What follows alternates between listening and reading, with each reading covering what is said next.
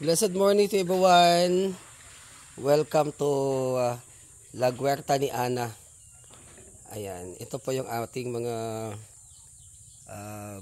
bulaklak dito sa La Huerta ni Ana.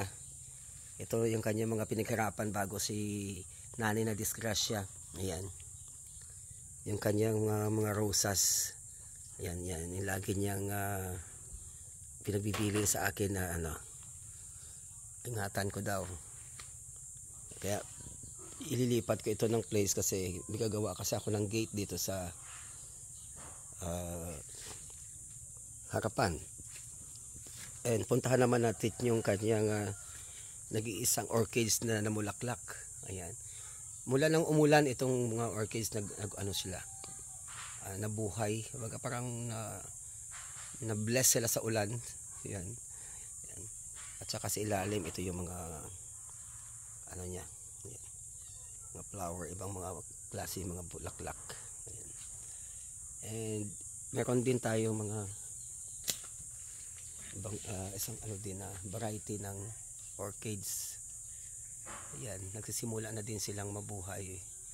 Parang nasihan sila ng panayang ulan dito sa amin.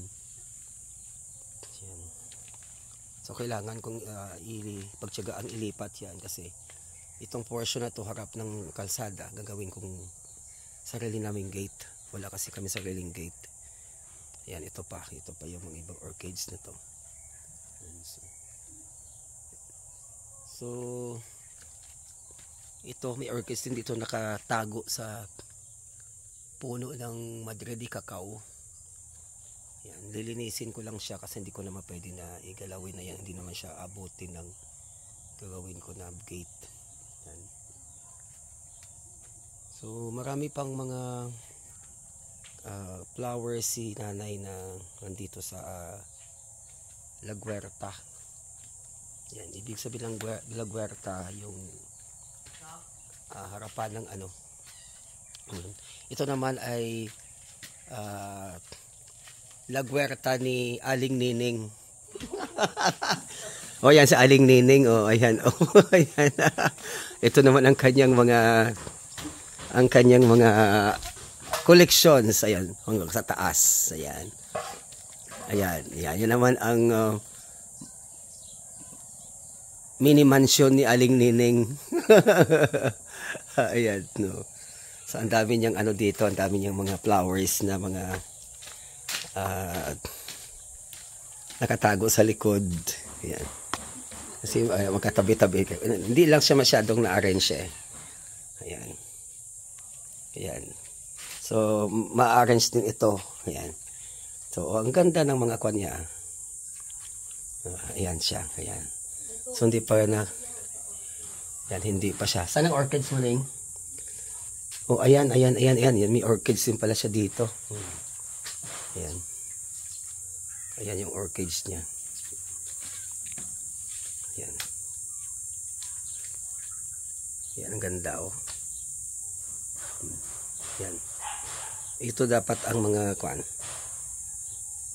paglalagyan ng mga orchids. Ayun oh, may mga transplant na siya ng orchids niya. Yan. Yan, ilalagay niya ng mga itlog. May anting-anting din si Nining na alam, no? Itlog. Ayan guys. Yan mga bago niyang lipat ng mga orchids. Ayan. Yan siya. Ayan. Yan. Ayan siya. So maganda din mag-collection talaga ng orchids. Ayan pa. So maharapan na to ngayon kasi nga nag-uulan na ngayon. Ay ko, maputik dito sa dinaanan ko ba.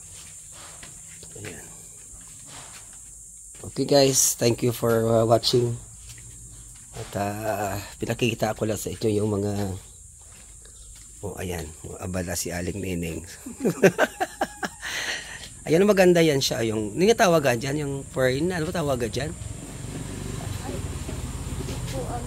Tawag dyan, yung ganyan. Kumagat sa'yo. Di pa, yan. At saka ito ning, kung ito pwedeng gawing dwarf.